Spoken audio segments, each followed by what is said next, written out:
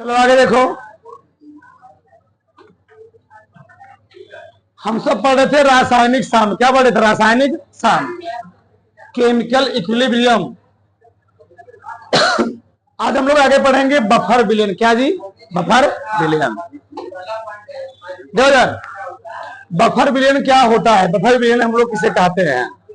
ठीक, ऐसा विलयन जिसमें अम्ल या क्षार की अल्प मात्रा मिलाने पर पीएच मान पर कोई प्रभाव नहीं पड़ता है, उसको हम लोग कहते क्या है? बफर विलयन। मतलब अम्ल या क्षार की कोई मात्रा मिलाओगे, ठीक, उसके पीएच मान पर कोई प्रभाव पड़ने वाला नहीं है, तो उसको हम लोग क्या बोलते हैं? बफर विलयन। लिखो, ऐसा विलयन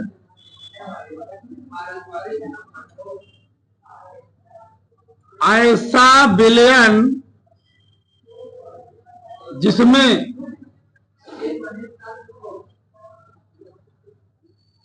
अम्ल या क्षार की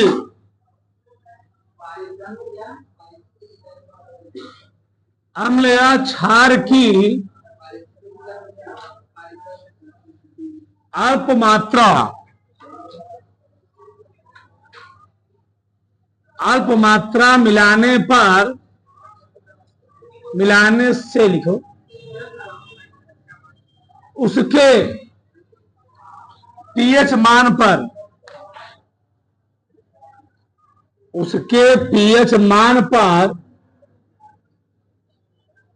कोई प्रभाव नहीं पड़ता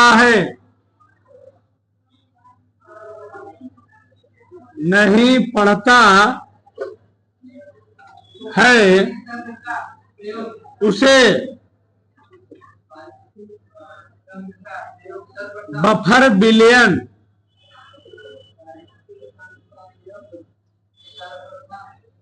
बफर विलयन कहते हैं। ठीक, तो ऐसा विलयन इसमें अम्ल या क्षार की अल्प मात्रा मिलाने से उसके पीएच मान पर कोई प्रभाव नहीं पड़ता है, उसको हम लोग कहते क्या है? बफर विलयन कहते हैं। इसी की एक भाषा और लिख लो, काम देगा। आगे लिख लो, किसी विलयन के पीएच मान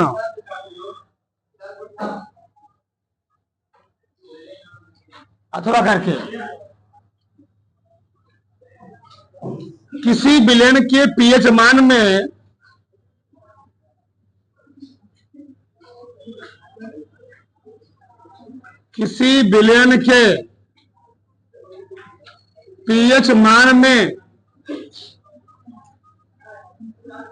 कोई परिवर्तन ना हो,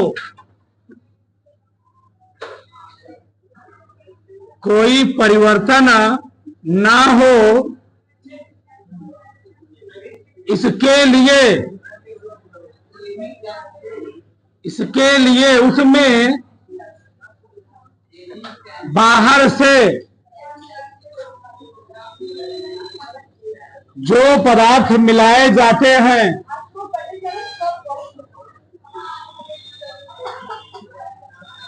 किसी विलयन के पीएच मान में कोई परिवर्तन ना हो, इसके लिए उसमें बाहर से जो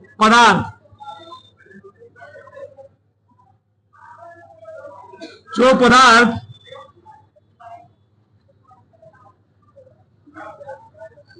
मिलाए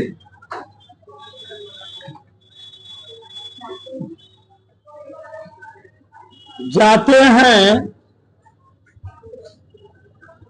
बफर विलयन कहलाता है। बफर विलयन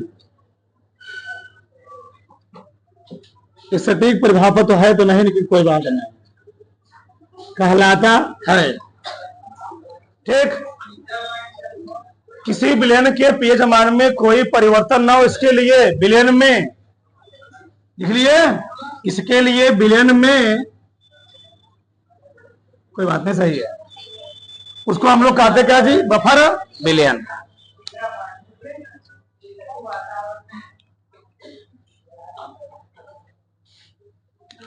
देखो समझो, पहले बफर विलयन होता क्या है।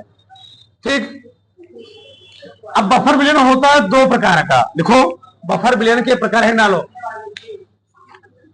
बफर विलयन के प्रकार।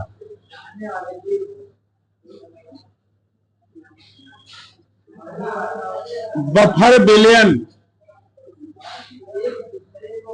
के प्रकार उसने लिखो बफर विलयन दो प्रकार का होता है।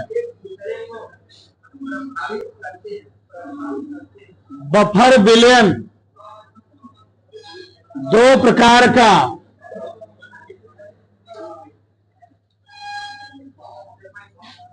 बफर विलयन दो प्रकार का होता है। पहला है अम्लीय बफर विलयन, पहला ही डाल दो अम्लीय बफर विलयन।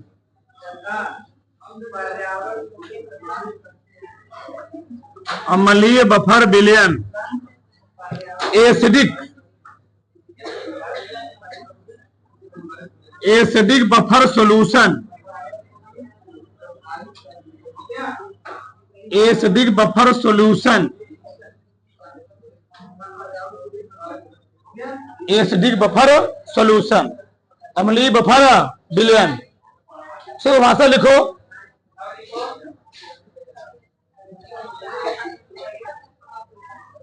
दुर्बल अम्ल,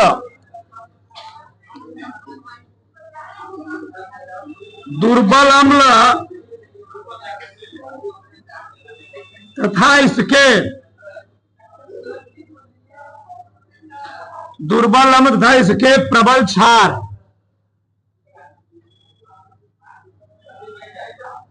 प्रबल क्षार से मिलकर बने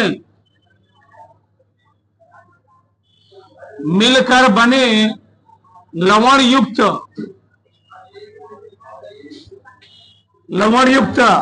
विलयन को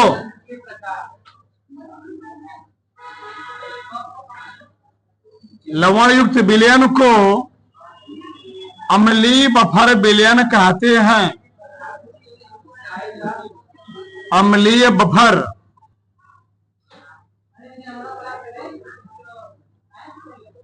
बफर विलयन कहते हैं। ठीक, मैंने क्या लिखा जी, दुर्बल अम्ल और इसके प्रबल क्षार से मिलकर बने लवण युक्त विलयन को हम लोग कहते क्या है, अम्लीय बफर विलयन। ठीक, इसको बिठाना पड़ेगा तब इसकी हम समझाते हैं क्रिया विधि क्या होती है।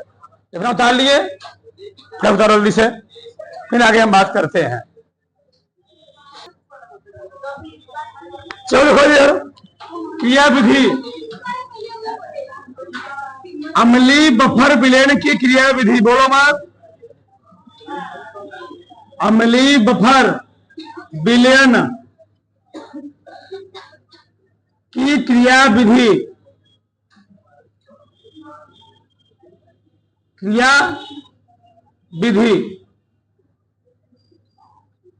होता क्या है इसमें।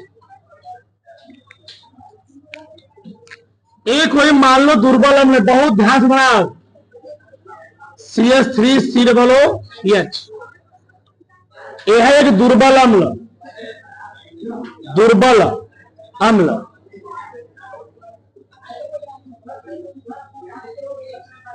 ठीक, और हमने ले लिया प्रबल क्षार NaOH, ये क्या है, प्रबल क्षार। इसको अगर हम तोड़ते हैं, क्रिया करवाते हैं, तो आगे वाले पर आएगा माइनस, पीछे क्या आएगा प्लस, यहां पर प्लस, यहां पर क्या आएगा माइनस, यहां माइनस, यहां पर प्लस, तो ये क्या बनेगा, तो यहां पर माइनस आएगा, यहां पर क्या आएगा, यहां प्लस, यहां माइनस, तो माइनस से कौन जुड़ेगा, प्लस। ठीक, देखो यहां पर क्या होने वाला है, यहां बनेगा CH3COONA, सोडियम स्टेट है, प्लस क्या निकल जाएगा H2O। ठीक, ए है दुर्बल अम्ल, ए है प्रबल क्षार, क्या मान लो इसको, प्रबल क्षार। लवण है जी, हाँ ये लवण है, क्योंकि CH3COO Na है। अब देखो हो क्या रहा है यहां पर, मान लो हमने लिया CH3COOH। CH3COOH होता क्या है, जो इसको हम लोग पानी में घोलेंगे तो होगा क्या, यह बनाएगा एसीटेट आयन CH3COO- प्लस क्या बनाएगा, प्लस बनाएगा H प्लस, H प्लस। ये क्या है, लवण है। क्या है जी, लवण। मैंने परिभाषा क्या लिखवाया बोलो, अम्लीय परिभाषा क्या लिखवाया, हाँ दुर्बल अम्ल से प्रबल क्षार। ये है दुर्बल अम्ल, ये क्या है, प्रबल क्षार से मिलकर बने लवण युक्त विलयन हम लोग कहते क्या है, अम्लीय बफर विलयन। ये दुर्बल अम्ल है, क्या है, प्रबल क्षार है। अब होगा क्या, जो लवण इसके बना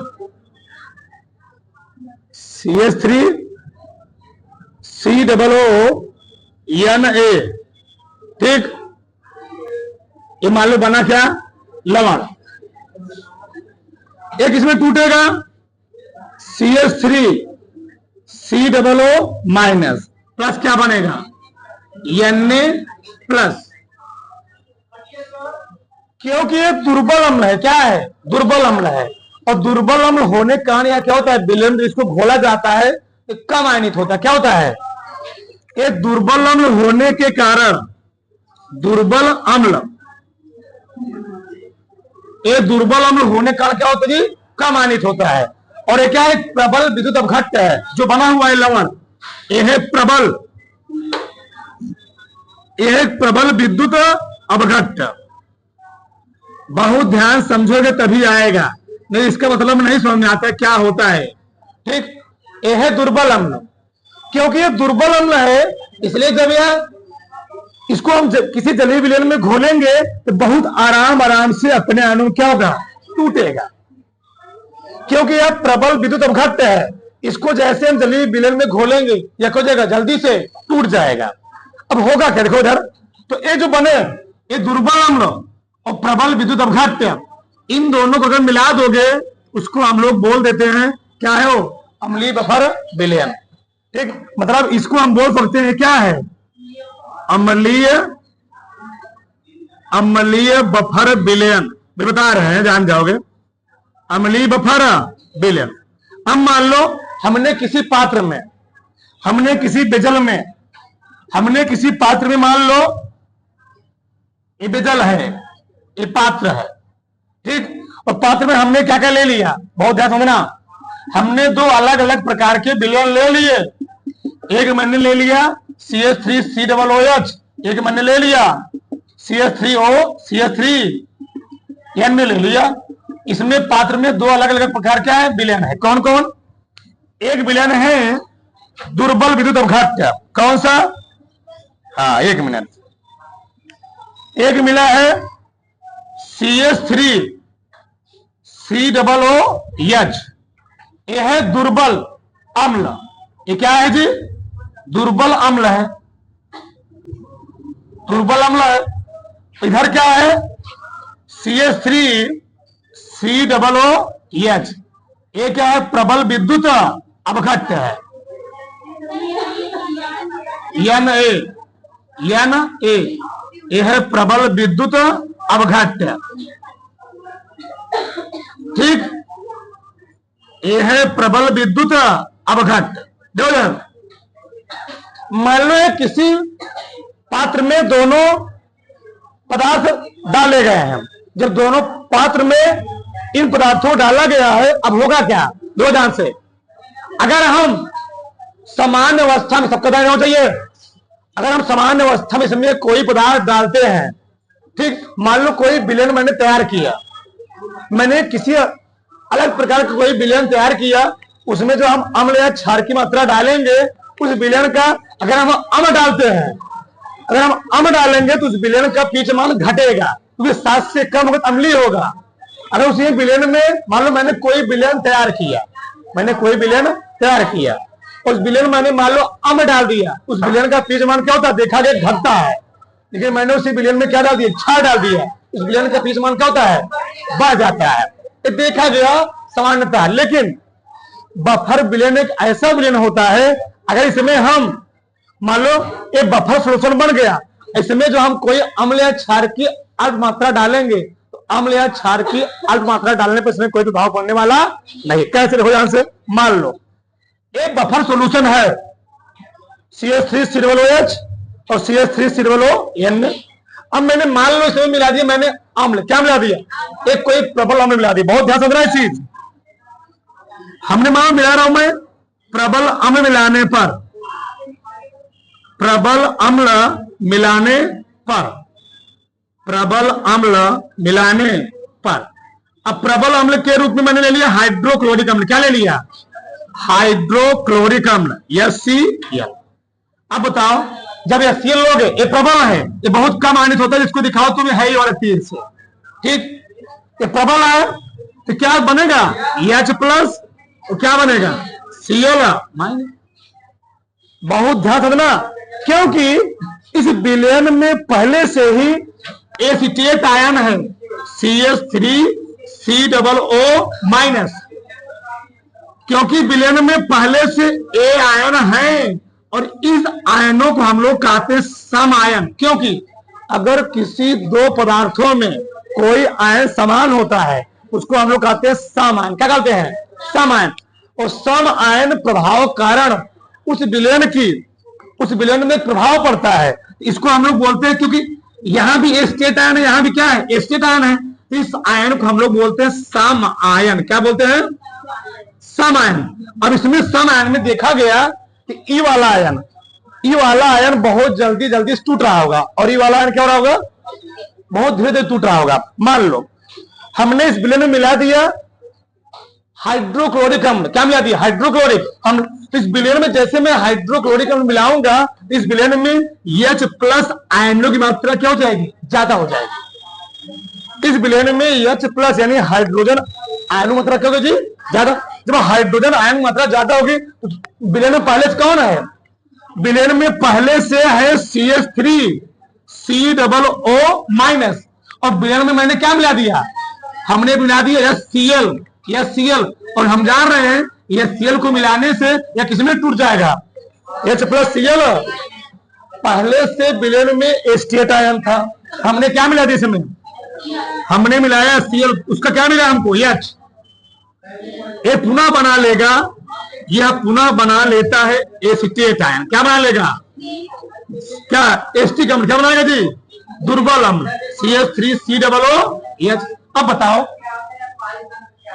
ये पहले बफर विलयन था, हमने इसमें प्रबल अम्ल मिलाया और इस प्रबल अम्ल का जो हाइड्रोजन परमाणु था, भाई अम्ल किसे डाले थे, हाइड्रोजन मिले, तो ये हाइड्रोजन जा करके एसिटेट आयन से क्रिया किया और पुनः क्या बना लिया, एक दुर्बल अम्ल। क्या बना लिया, अब दुर्बल अम्ल क्यों, अब दुर्बल अम्ल मिलाने से हुआ क्या, यह दुर्बल अम्ल अपने अणु टूटेगा नहीं। जब दुर्बल अम्ल अपने अणु टूटेगा नहीं तो क्या इसके पीछ मान पर कोई प्रभाव पड़ेगा, भैया जब अम्ल टूटता या घटता या बढ़ता है तो उसके पीछ मान पर कोई प्रभाव पड़ता ना। जब वो टूट ही नहीं रहा है, वियोजित हो ही, क्योंकि दुर्बल अम्ल है, अब वियोजित होगा नहीं, और जब वियोजित होगा नहीं तो इसके पीछ मान पर कोई प्रभाव पड़ेगा, नहीं पड़ेगा। यही होता है अम्लीय बफर विलयन। ये मैंने क्या मिलाया, ये मैंने मिलाया प्रबल अम्ल। मालूम मैं मिला दे तो प्रबल क्षार, क्या मिला होता, प्रबल क्षार। देखो मान लो प्रबल क्षार मिलाने पर, प्रबल क्षार मिलाने पर, अब मालूम मैंने प्रबल क्षार मिला दिया होता तो क्या होता, तो होता क्या, अब प्रबल क्षार के रूप में चाहे तुम ले लो NaOH, चाहे क्या ले लो KOH, क्या ले लो KOH। अब बताओ अगर हम लिए होते KOH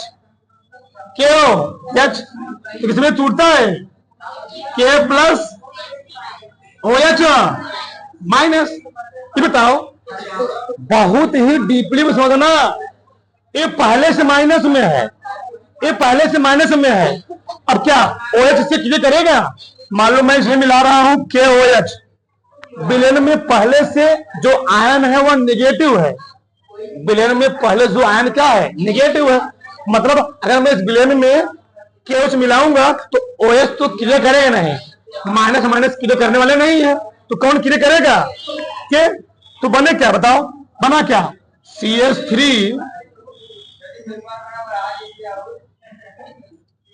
CH3 COO minus plus क्या बन जाएगा के, क्या बनेगा तब ये बनेगा CH3 COO के। ठीक, पोटेशियम एस्टेट, और पोटेशियम एस्टेट बोलो मत रहो, इस पोटेशियम एस्टेट का भैया किसी विलयन का पीएच मान कब बढ़ता है, किसी विलयन का पीएच मान कब बढ़ता है, या तो अम्ल हो तो क्या हो, कि क्या अम्ल क्षार कोई है, बहुत ध्यान से समझना इस चीज को, बहुत डीपली बता रहा हूं मैं। ये अम्ल था तो ये तो अम्ल था, लेकिन ये तो आयन में टूट ही नहीं रहा है, जब आयन में टूटे नहीं तो उसके पीएच मान पर कोई प्रभाव। जब मैंने क्षार मिलाया देखा, जब उनकी क्रिया हुई इस एस्टेट आयन की और पोटेशियम आयन क्रिया हुई, नए अम्ल बन रहा है ना, क्या बन रहा है, क्षार बन रहा है। तो कौन क्रिया करने वाला है, जब अब भैया किसी विलयन का पीएच मान कब बढ़ता है, जब या तो अम्ल मिला दो, क्षार मिला दो, ये तो कोई बना ही नहीं रहा है, तो इसके कारण प्रभाव पड़ने वाला नहीं है। तो ऐसा विलयन इसमें अम्ल या क्षार की अल्प मात्रा मिलाने से उसके पीएच मान पर कोई प्रभाव ना पड़े, उसको हम लोग कहते क्या है, उसको हम लोग कहते हैं क्या, बफर विलयन। और उसमें कौन सा हो, एक मिला दुर्बल अम्ल, दूसरा मिला क्या हो, उसको क्या बोल दोगे, अम्लीय बफर विलयन। थोड़ा बुरा फटाक से करो। चलो आगे देखो, एक बार और समझ लो, लेट भी हो रहा है। देखो अम्लीय बफर विलयन क्या होता है, दुर्बल अम्ल, अभी तक हमको नहीं समझ में आया इसको हम अम्लीय बफर विलयन बोलेंगे कि इसको और इसको अम्लीय बफर विलयन बोलेंगे, अभी नहीं समझ में है ना।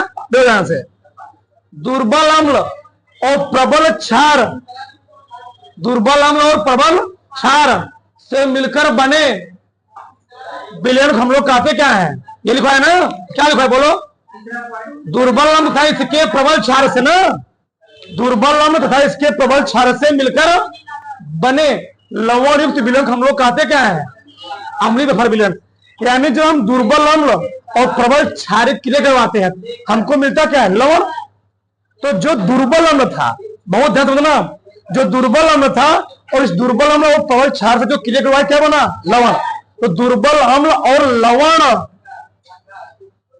इन दोनों को हम लोग कहते क्या है, अम्लीय बफर विलयन। असल में दुर्बल अम्ल और लवण, इन दोनों को हम लोग कहते क्या है। अब इन दोनों विलयन को मतलब हम कह सकते हैं बफर विलयन को, क्या है, बफर विलयन है ना। क्यों, क्योंकि दुर्बल अम्ल है और इनके मिश्रण से बना लवण, तो क्या हो गया, एक प्रकार का विलयन हो गया। कौन विलयन हुआ हो, अम्लीय बफर विलयन। और जो अम्लीय बफर विलयन बना हुआ है, यानी किससे बना हुआ है, CH3 COO Na और CH3 COOH। बफर विलयन परिभाषा है कि जो विलयन बना है इसमें हम अम्ल या क्षार डालेंगे, इसके पीएच मान पर कोई प्रभाव पड़ने वाला नहीं है। ऐसा समझो, मान लो, बहुत ध्यान समझना, मान लो हमने नींबू और चीनी से, पानी से एक शरबत तैयार किया। अब मान लो उस नींबू में और नींबू डाल देंगे तो क्या उसका पीएच मान घटेगा नहीं बढ़ेगा, घटेगा नहीं बढ़ेगा, या तो बढ़े तो क्या होगा, घटेगा। ठीक, तो अगर वो जो विलयन में बनाया हूं नींबू पानी चीनी का, अगर मैं इसमें और नींबू डालता चला जाऊंगा उसका उस विलयन का पीएच मान क्या होगा, बढ़ेगा। ठीक, सुनो ना, मतलब बढ़ने मतलब क्या है, मतलब वह पहले मान लो 2.2 था, अब क्या हो जाएगा 1.2 हो जाएगा और ज्यादा हो जाएगा।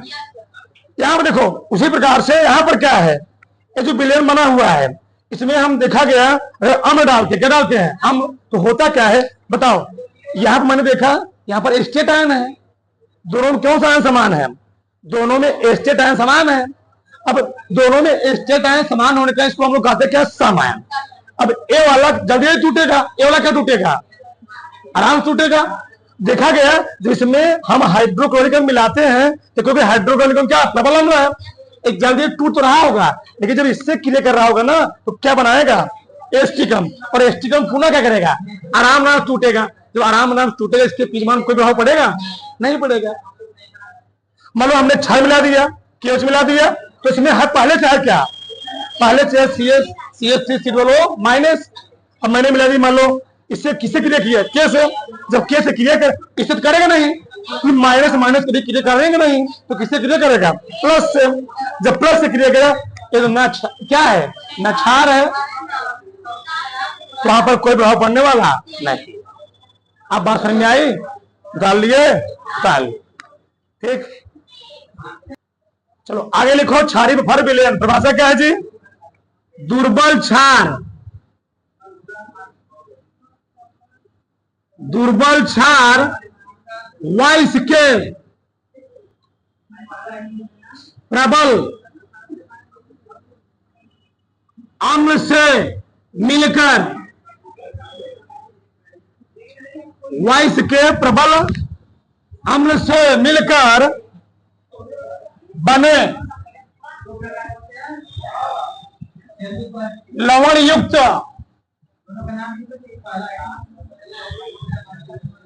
युक्त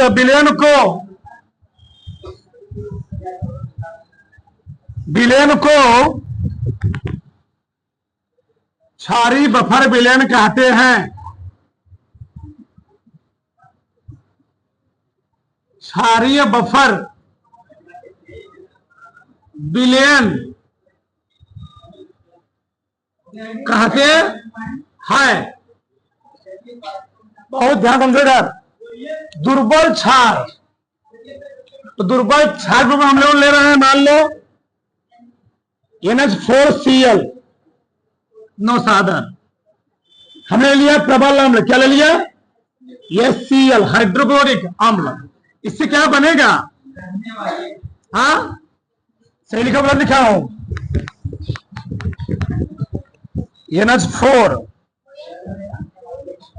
NH4OH, ये क्षार ने जी, क्षार लेना है, NH4OH, तो क्या बनेगा इससे, NH4Cl यहां बन जाएगा, क्योंकि ये क्षार है, वो क्षार नहीं तो क्या था, लवण था।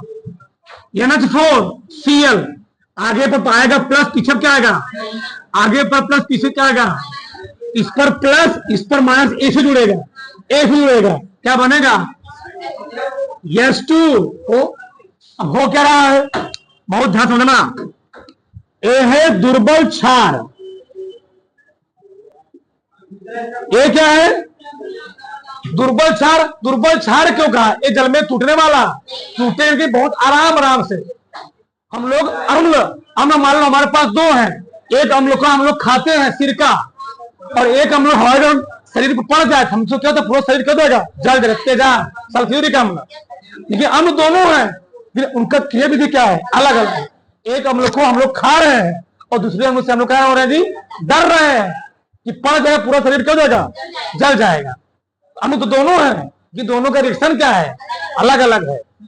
तो ये दुर्बल क्षार है, और ये क्या है, ये है प्रबल अम्ल, प्रबल अम्ल। तो दुर्बल क्षार वाइस के प्रबल अम्ल से मिलकर बने लवण युक्त, ये क्या है, लवण है, लवण है।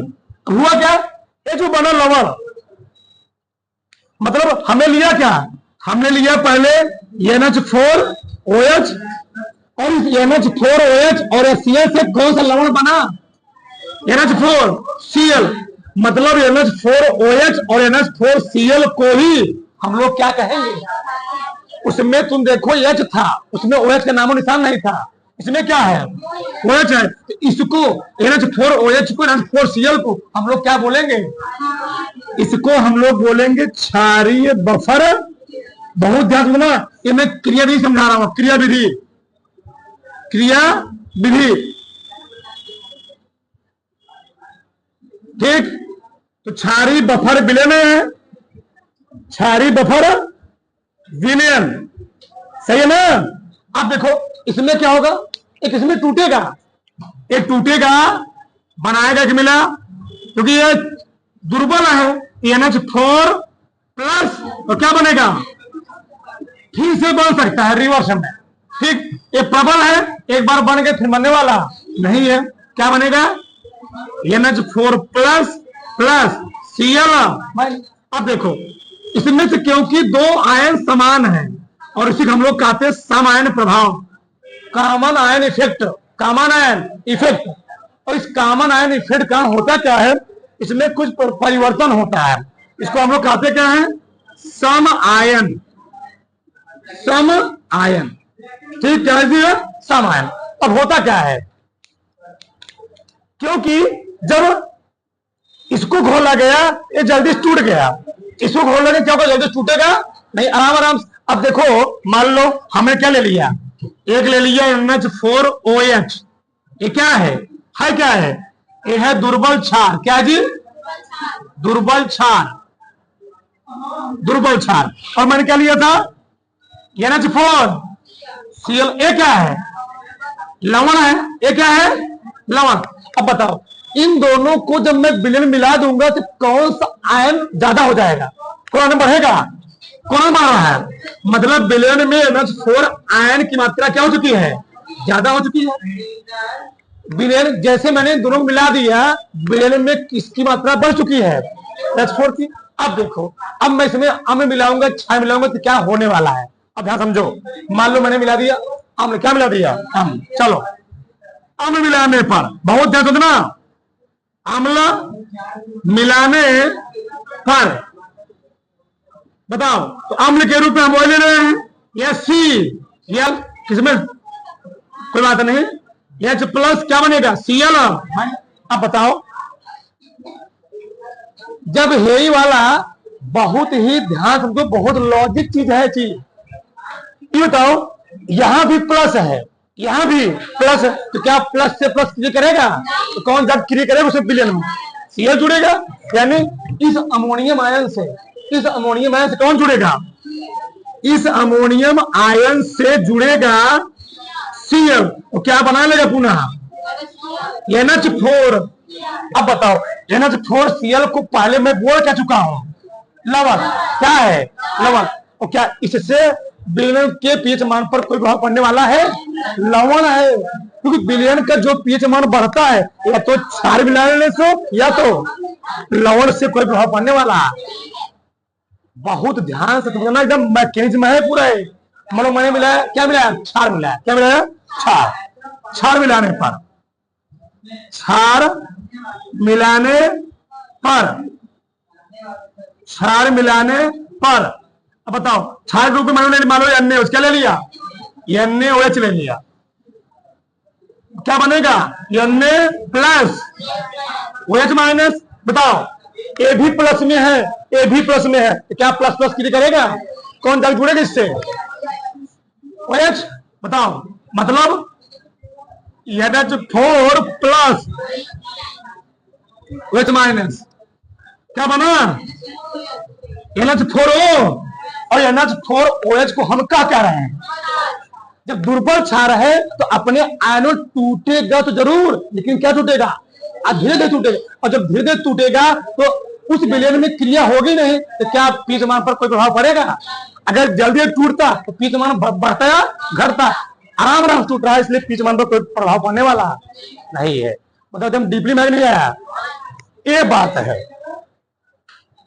ये चीज है, पूरा पूरा पोस्टमार्टम है ये चीज, बहुत डीपली समझाया हूं मैं चीज को, पूरा चीज को। 1 मिनट बना लेना है आप, ले लेना। क्या मिला था, एक बार मिलाया क्या, NaOH, क्या मिलेगा इसको, हमको OH माइनस मिलेगा। बनाओ फटाक से पूरा, ठीक।